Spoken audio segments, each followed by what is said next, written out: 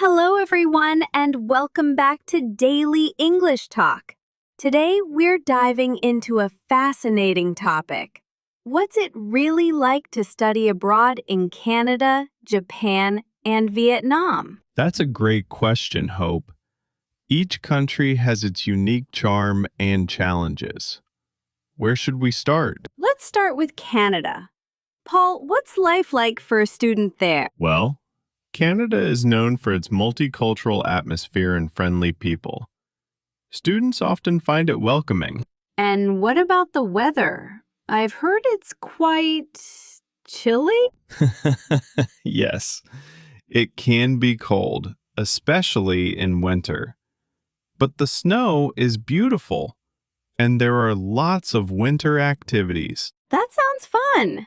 Now, how about Japan? What's a standout feature for students there? Japan offers a blend of traditional and modern culture. It's fascinating, but students should be prepared for a rigorous study environment. Rigorous? Tell me more about that. Japanese education emphasizes discipline and excellence. It's demanding, but rewarding. I see. And Vietnam? What's unique there? Vietnam is vibrant and full of energy. The food is amazing, and the culture is rich with history. How do students adapt to the language there? Learning Vietnamese can be challenging, but many find it a rewarding way to connect with locals. Sounds like an adventure. So, each country offers a unique experience. Absolutely, Hope. It's about embracing new cultures and perspectives. I wish I could pack my bags right now. Thanks, Paul, for this enlightening chat. Anytime, Hope. Until next time, happy exploring, everyone. Oh, speaking of adventures, Paul, let me tell you about my first day at a Japanese university. I'm all ears, Emily. What was it like? It was so quiet. I was used to lively classes in Canada, but in Japan, silence. That's interesting. Japanese classrooms value silence for concentration. How do students participate then? They usually wait for prompts. It's about respect and listening. I see. It was a bit intimidating at first. It takes time to adapt. Did you find it challenging to adjust? Initially, yes. I was worried about speaking up too much. But you learned to balance, right? Exactly. It taught me patience and to think before speaking. Valuable skills. Did it change how you approached group work? Definitely. I became a better listener. How about making friends? Was that different too? Yes, but once I joined clubs, it was easier. Clubs are a great way to connect in Japan. I joined a tea ceremony club. It was fascinating. That sounds wonderful. Did it help with language skills? Absolutely. Immersing in culture boosted my confidence. Immersion is key. It bridges gaps beyond language. What would you recommend for new students in Japan? Be open to new experiences and patient with yourself. Great advice. Every challenge is a chance to grow. Exactly, Emily. Embrace every moment. So, Paul, how do classroom interactions compare in Vietnam, Canada, and Japan? That's a great question, Emily.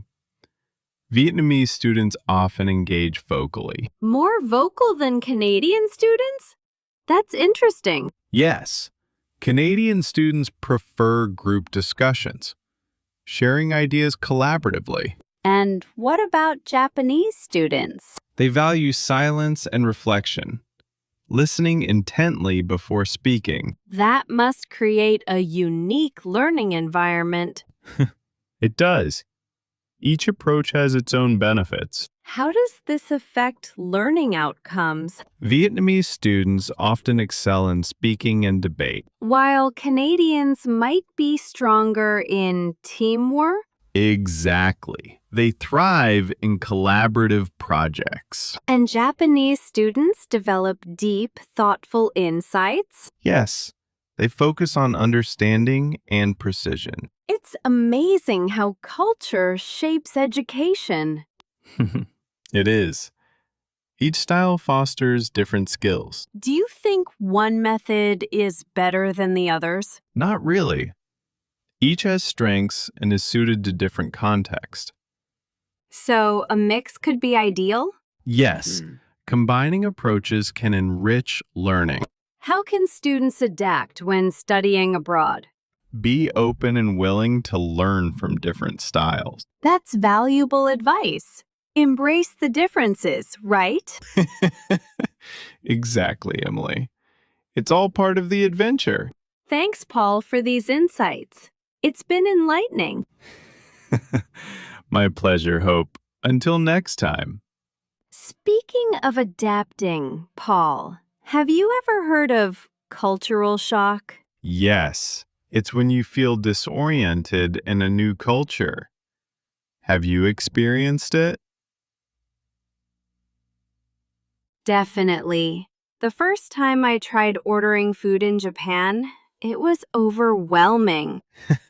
I can imagine. Cultural shock is common when facing unfamiliar customs. And what about group discussion? How does it differ across cultures? In Canada, it's quite dynamic, with everyone sharing ideas. Is it quieter in Japan? Yes, they prefer silent reflection before speaking. Silent reflection? That's intriguing. It's about thinking deeply before contributing. I see. It must encourage thoughtful insights. Exactly. Each method has its advantages. So, what about Vietnam's classroom style? It's more vocal, with lively exchanges. That sounds engaging. Do students debate a lot? Yes, they're quite skilled at it. That's fascinating. Each style seems to foster different skills. Precisely. And adapting to each can be a valuable lesson. Do you think experiencing these differences helps students? Absolutely. It broadens perspectives and enhances adaptability. Embracing diversity is key then? Yes, it enriches the learning experience. So, how can students prepare for cultural shock? Research helps, but staying open-minded is crucial. That makes sense. And trying new things, right? Definitely, Emily. It's part of the adventure. Thanks for these insights, Paul. This chat has been enlightening. My pleasure, Hope. Until next time. So, Paul, how can students use phrases to share their study experiences? They can start with, when I studied abroad, I discovered. And what about when meeting international students? A good opener is, what's your favorite part about studying here? That's great. Any tips for deeper conversations? Ask, how does education here differ from your home country? I love that. It encourages sharing and learning. Exactly. It leads to cultural exchange and understanding. Can these phrases help with language practice too? Definitely. They encourage speaking and listening. And they're practical for real-life interactions. Yes. Plus, it builds confidence in using English. I can see how useful these phrases are. They're simple but effective tools. How should one handle misunderstandings? Politely ask, could you repeat that, please? That's helpful. It keeps communication open. Right. And it shows willingness to understand. Thanks, Paul. These tips are fantastic. You're welcome, Emily. Enjoy using them. I will. Until next time. Happy chatting, everyone. Take care, Hope.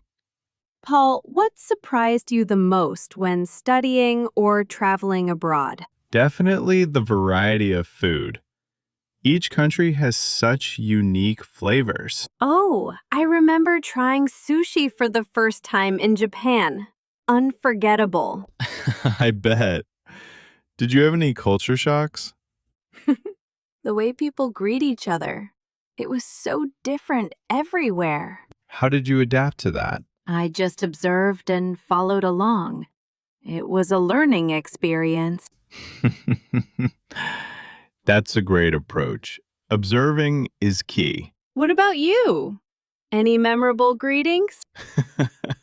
Bowing in Japan. It took a while to get it right. Did you practice a lot? Yes, it became natural after a bit. It's amazing how quickly we adapt. Exactly. It's all part of the experience. I wonder what our listeners found surprising abroad. Good point. Let's encourage them to share. Yes! Share your experiences in the comments, everyone. We're eager to hear your stories. Until next time, keep exploring. Absolutely. So let's quickly recap the unique aspects of studying in Canada, Japan, and Vietnam. Sure. Canada is all about multicultural vibes and friendly faces, right? Exactly. And don't forget the snowy winters and vibrant group discussions. Japan, on the other hand, is a mix of tradition and modernity, with a focus on discipline. Yes. And the emphasis on silent reflection in classrooms. And Vietnam's energy and vocal classroom atmosphere, plus amazing food. Indeed. Each offers rich cultural learning experiences. We also picked up some new vocabulary along the way, didn't we? We did. Terms like cultural shock and silent reflection are great additions. Such useful phrases. Thanks for the engaging conversation, Paul. My pleasure, Hope. Don't forget to subscribe to Daily English Talk for more. Yes, everyone! Stay tuned for more exciting topics. Until next time, happy learning. Take care, listeners.